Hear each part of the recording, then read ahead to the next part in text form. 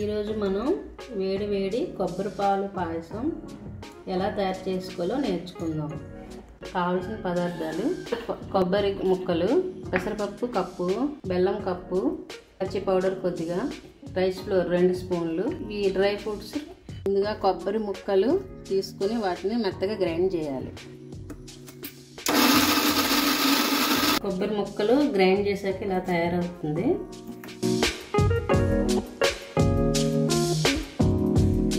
కట్టుకుని పాలు తీయాలి.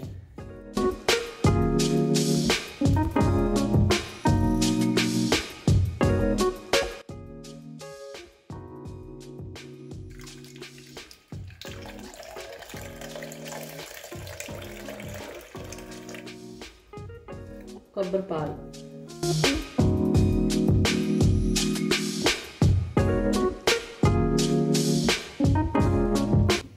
కొద్ది నెయ్యి వేసి వేయించి పక్కన పెట్టుకోవాలి.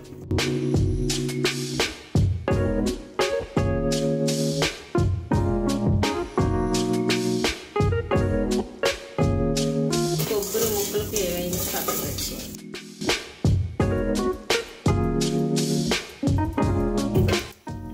అదే గిన్నెలో కొంచెం పెసరపప్పు వేసి కొంచెం లైట్గా వేయించాలి. నీళ్ళు పోసి ఫస్ట్ మెత్తగా ఉడకనివ్వాలి.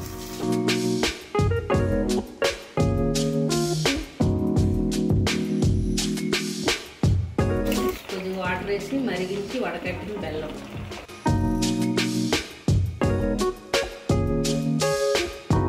ఇప్పుడేమో కొబ్బరి పాలు,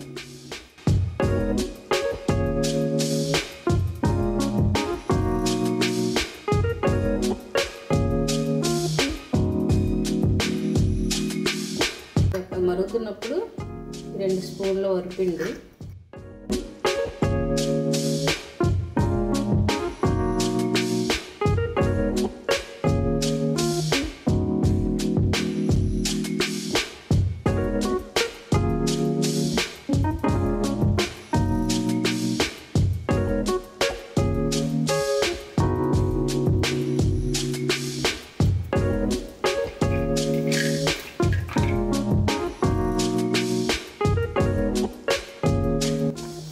అన్నీ వేస్తామండి. కొంచెం చిక్కబడ్డాక దింపేయడమే.